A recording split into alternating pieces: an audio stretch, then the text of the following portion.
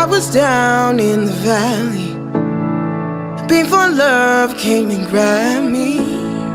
Never thought I'd see the sun again. Without no hesitation, you became my resurrection, all the light that came shining in. And I've got beauty for ashes, and I've got joy for mourning, and I've got praise for heaviness. Love is a miracle. And I've got beauty for ashes, and I've got joy for mourning, and I've got praise for heaviness. Love is a miracle. This is more than religion. Glad I made my decision. Hope reverse the curse I was walking in. Now I'm dancing out my grave clothes. Where you lead me, I will follow. You gave a light that the darkness can't comprehend. Oh, I've got beauty for ashes, and I've got joy for mourning, and I've got praise for heaviness. Love is a miracle. And I've got beauty for ashes, I've got joy for mourning, I've got praise for heaviness. Love is a miracle.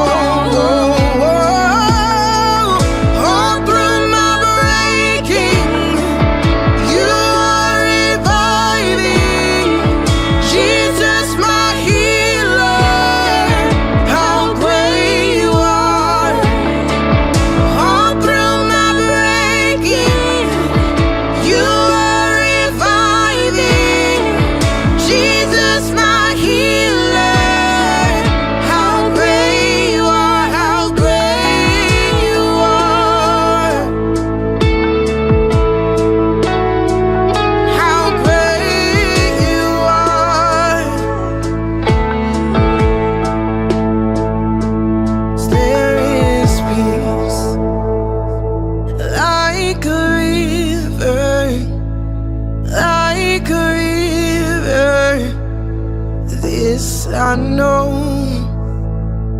there is rescue for the wayward, for the wounded, weary soul.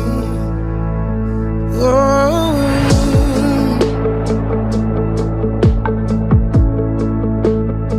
And how great you are.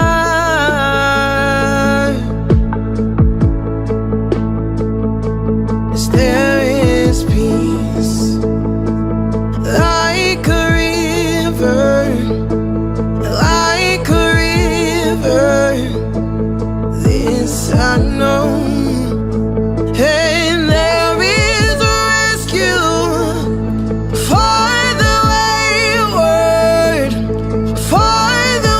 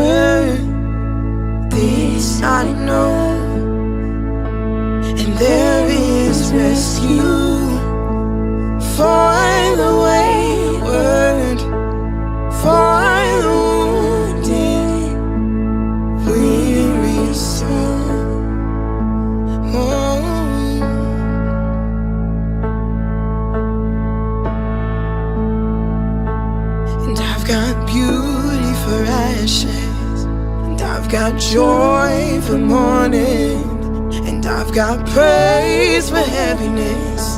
Love is a miracle, and I've got beauty for ashes. And I've got joy for mourning, and I've got praise for heaviness.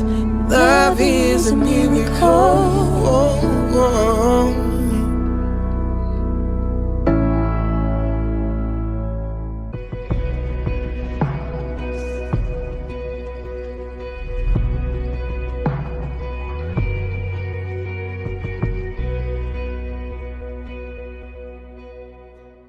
Hi, Cornerstone.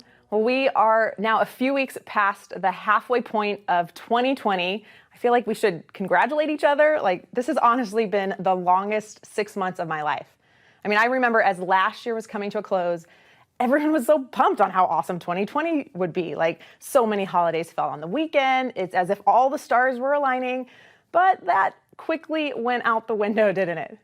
I mean, it's crazy to think about what the first 6 months of 2020 actually held. Well, let me recap it for you. Australia caught fire. World War III almost started. Prince Harry and Meghan Markle announced that they're leaving the royal family. There was the whole impeachment trial. Kobe Bryant died. A global pandemic began. The U.S. issued a nationwide state of emergency. Shelter-in-place orders were given. The stock market plummeted. Tiger King was released on Netflix. I mean, you couldn't find toilet paper or hand sanitizer anywhere. Sports were canceled. There were protests of the lockdown, locust swarms, murder hornets, a giant asteroid passed by the Earth. America reached a boiling point when it comes to race issues, and there were protests happening in every major city. There was the Saharan desert dust cloud. Political tensions reached an all-time high as we're now less than 4 months away from a presidential election, and every single school in America is trying to adjust and adopt and figure out like a new plan of action for this next school year. Did I miss anything? I'm sure I did. But man, this is just what we've been going through collectively. Like, it doesn't even begin to address the individual battles we've faced. Sickness, death, unemployment, marriage struggles, anxiety, isolation, financial stress, like the list could go on and on and on. 2020 has been overwhelming, unrelenting. I mean, if I only had one word to describe what we're all experiencing in this moment of history, that one word would be grief. We're in a constant state of grief. We're grieving the loss of social time, loss of connectedness, of normalcy, stability, and the known future. The trouble is, many of us don't even realize it. I mean, I was talking with my friend the other week, and it's as if like a light bulb went off when we both realized over the past few months, we've been going through the different stages of grief. Have you heard about the 5 stages of grief before? There's denial, anger, bargaining, depression, and acceptance. And a lot of people think that these stages of grief, they're like processed in a straight, linear way. Like you go from one stage to the next stage, and then eventually, like, you're done with grieving, hooray. But in reality, I mean, grief, it looks so much more like this. It's back and forth, irrational at times. It can come on like a wave and just be fully overwhelming. And I think because grief is so uncontrollable, so unpredictable, that for most Americans, it's something we aren't comfortable with. It's not a normal part of our society. We prefer to avoid it by whatever our coping mechanism of choice is. Maybe it's digital distraction, hustle, busyness, obsessive working out and dieting, or the all-American favorite, positivity. I mean, the language of positive thinking, it permeates our culture. We're a cheerful, optimistic, forward, momentum-focused people. And I'm not just talking about people who have this personality type or temperament. No, there's like a societal belief in America that positivity and optimistic attitudes, they're the key to unlocking happiness, to experiencing success and healing in your life. If you believe it, You can do it. I mean, just scroll through Instagram and it's filled with like hashtag positive vibes. Dr. Kate Bowler is a historian of religion at Duke University, and she spent her professional life studying the history of the prosperity gospel in America. And she's very much a critic of it. But then when she was 35, she had a newborn baby and was diagnosed with stage 4 cancer. I mean, her whole life was turned upside down. It's in complete disarray. And she began to realize just how deep this prosperity gospel thinking, this health and wealth positive mindset was in her own spirit. And she has this great memoir she's written called Everything Happens for a Reason and Other Lies I Have Loved. And Dr. Bowler was interviewed by the New York Times back in April when we're all in the early weeks of shelter in place, trying to navigate our world being turned upside down. And in that interview, she says this: the idea that we're all supposed to be positive all the time, it's become an American obsession. It gives us momentum and purpose to feel like the best is yet to come. But the problem is when it becomes a kind of poison in which it expects that people who are suffering, which is pretty much everyone right now, are somehow always supposed to find the silver lining or not speak realistically about the circumstances. The main problem is that it adds shame to suffering by just requiring everyone to be prescriptively joyful. Man, there's so much truth to what she shared. Oftentimes, when we are faced with challenge or trial, with grief and pain, like the typical response others will give us, maybe even the response we'll sometimes tell ourselves in those moments are things like, hey, everything happens for a reason. Just find a silver lining. Like, God doesn't give you more than you can handle. Well, look at the bright side. There's only up from here. Hey, at least it isn't as bad as. And we say these things as if we're equating hope with positivity. Like we think that hope comes when we believe our circumstances, they're not quite as bad as they seem. So let's just like grit our teeth, let's put a smile on our face, keep moving forward. Now, please, like, hear me. I'm not saying positivity is bad. Like a positive outlook, it can be great and helpful. But I mean, when positivity becomes our default way of dealing with anything difficult, or even worse, when it becomes our standard response to the pain of others, that's toxic. It's toxic because it's hollow and it fails to take seriously the suffering of this life. Toxic positivity, it oversimplifies the human brain and like how we're supposed to process emotions. It causes us to push aside and reject negative emotions, to like bury our head in the sand instead of facing our reality. This toxic positivity, it adds shame to our suffering because it leads us to believe, hey, if I'm not positive, if I don't have an optimistic mindset in the midst of my struggles, does it mean that I'm not being faithful to God? Does it mean that I'm doubting, that I don't trust him? What if hope in the midst of our grief doesn't come from positivity, but from honesty? Well, that's what I want to explore today. And we're going to do so by studying Lamentations chapter 3. If you have your Bible or a Bible app, you can go ahead and turn there now. Lamentations is located in the Old Testament, and it's a book believed to be authored by Jeremiah. He's the man known as the weeping prophet. That's quite the reputation, isn't it? I feel like out of anyone, I could relate to this. Like, I'm known as the crying pastor at Cornerstone. I'm okay with that. But the book of Lamentations, it's composed of 5 prayers or 5 songs of lament. This is a word that literally means to wail, to howl, to express loss and sorrow. You see, Lamentations, it recounts a time of complete devastation, like on a national level for the people of Israel.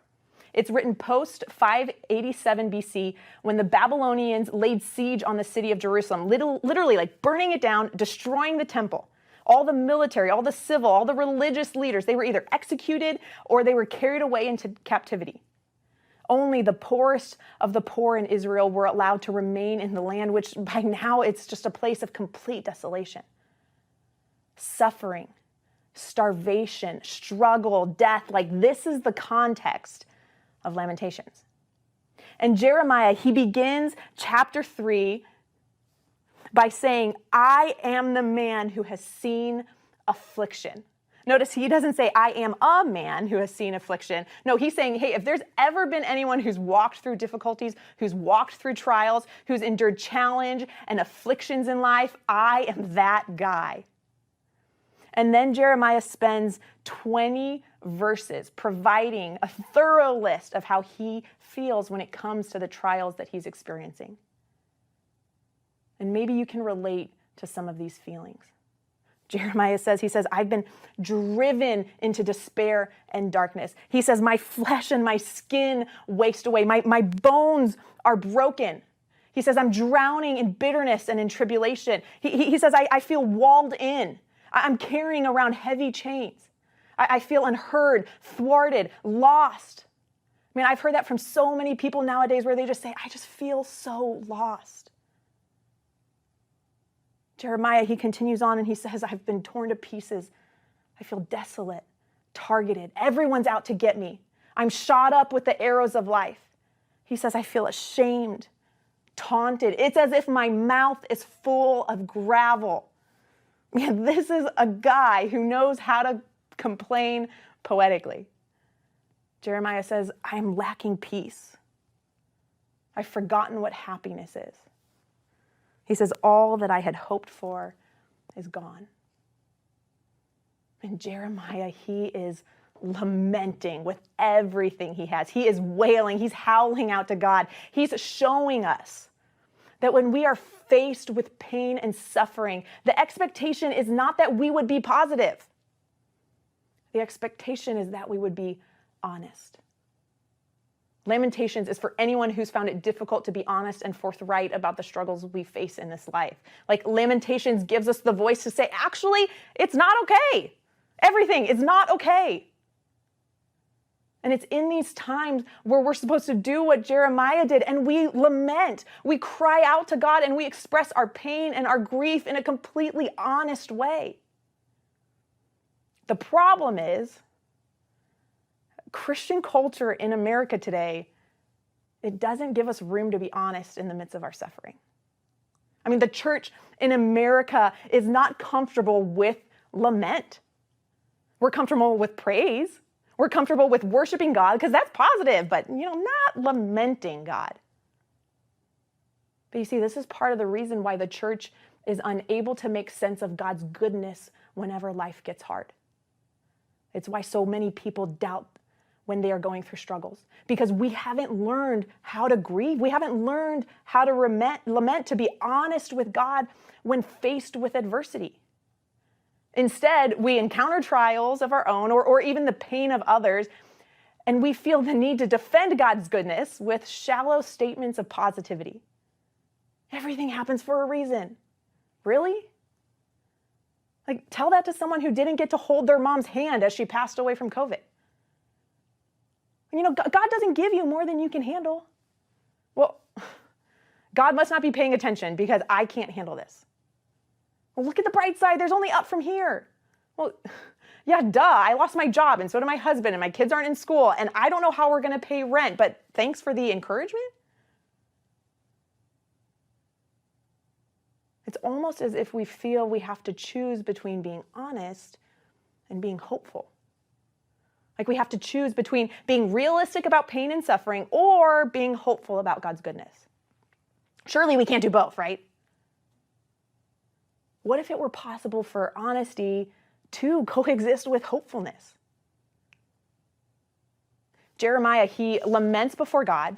He looks his pain and his despair head on. He lays it all out in the open, but then he doesn't leave his focus there. Look at verse 21. Jeremiah says, "Yet this I call to mind, and therefore I have hope.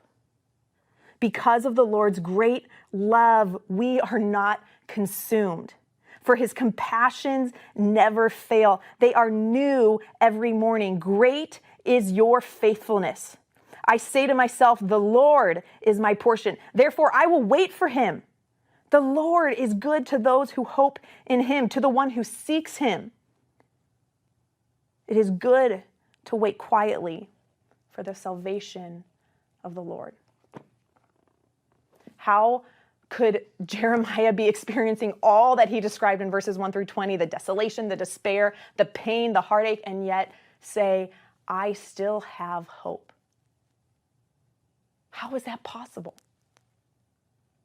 I believe it's because Jeremiah's hope, it wasn't found in his circumstances. His hope wasn't found in believing that, things aren't as bad as they seem. No, things were bad. Like, just when they thought they couldn't get any worse, they did. His hope wasn't found in an optimistic outlook or a forced positivity.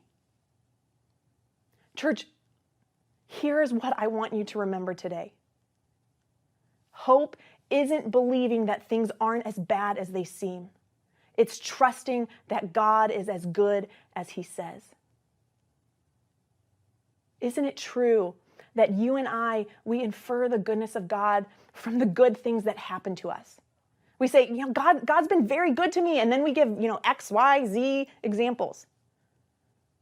And that's not necessarily bad in and of itself, but it can be problematic thinking when it causes us to doubt God's goodness whenever bad things happen to us. You see, this is a false theology because it means that we are allowing our circumstances to dictate our understanding of who God is. Our circumstances determine his character as opposed to it being the other way around. Jeremiah, he provides us with such an important example. Instead of allowing his circumstances to dictate his view of God, he allows his view of God to dictate his understanding of his circumstances. And the reason this is such an important differentiation is because it means experiencing God's goodness in our life. It's not dependent on our circumstances being good. Our circumstances will change. We'll go through good times. We'll go through bad times. It's a reality of life. And although our circumstances will change, God's character does not.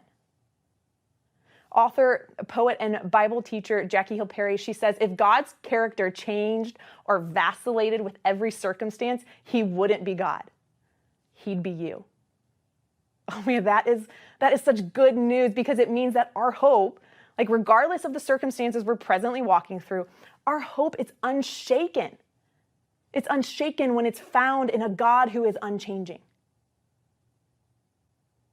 Hope isn't believing that things aren't as bad as they seem. It's trusting that God is as good as he says. Why do we have hope? Because our God is good and our God is for us. He made us. He loves us in ways we can't even comprehend. And when sin broke the world and broke us, he started this long process of redemption, culminating in the person of Jesus Christ. Jesus is God, but he came to earth and he put on humanness as well because he wanted so badly for us to know that he understands our pain. He can connect with our grief, and he endured the cross, death on the cross on our behalf so that we could have the relationship with God we were created for. But it didn't end there. No, then he rose from the grave, gaining victory over death for us. So we would no longer have to be afraid. Death no longer has to have a hold on us. It's lost its power. And so when you ask me why I have hope, my answer is not because I think things are good now. No, they are not. For so many reasons we don't have time to get into today, things are not good. But instead, my hope is that God fixed the problem beneath the problems. God's already fixed it at the root. And he will one day bring this plan of restoration to full completion in the world. He'll bring it to full completion in you and in me. But right now we're living in this in-between. And so we live life balancing both honesty and hopefulness. The Apostle Paul says it like this in 2 Corinthians chapter 4. He says, we are hard pressed on every side, but not crushed. We're perplexed, but not in despair. Persecuted, but not abandoned. Struck down, but not destroyed. He says, we always carry around in our bodies the death of Jesus so that the life of Jesus may also be revealed in our bodies. He says, for we are alive and we are always being given over to death for Jesus' sake, so that his life may also be revealed in our mortal body. So then death is at work in us, but life is at work in you. It's both honesty and hopefulness. Grief and hope, like they can coexist. Sadness and hope, they can coexist. Anxiety and hope, they can coexist. Because hope is not a mood that fluctuates. It's not a state of mind that comes and goes. Hope is more than just a positive attitude. It's more than just like a little shot of fuel in our emotional gas tank. No, church, hope is the road. Hope is the way in which the follower of Jesus travels through life regardless of what comes. Regardless of the good or bad we experience, we can hold tight. We can remain secure in our hope that's founded in the goodness of God. So how do we do this? How do we live this out? Well, let's get practical. Here's how we can put this into action this week. Our starting place is the same as Jeremiah's. Our starting place has to be one of honesty. Being honest with God. Your action step this week may be to just get alone with God and lament. Wail, grieve, process in a real and honest way the pain and the sorrow you're walking through. Like, he can handle it. It's okay to be sad. It's okay to be angry, to be confused. And if this feels foreign to you, like, do it in a way that feels more comfortable. Maybe it's through prayer. Maybe it's through journaling. Maybe it's through drawing. Like, whatever your avenue, the goal is to be honest.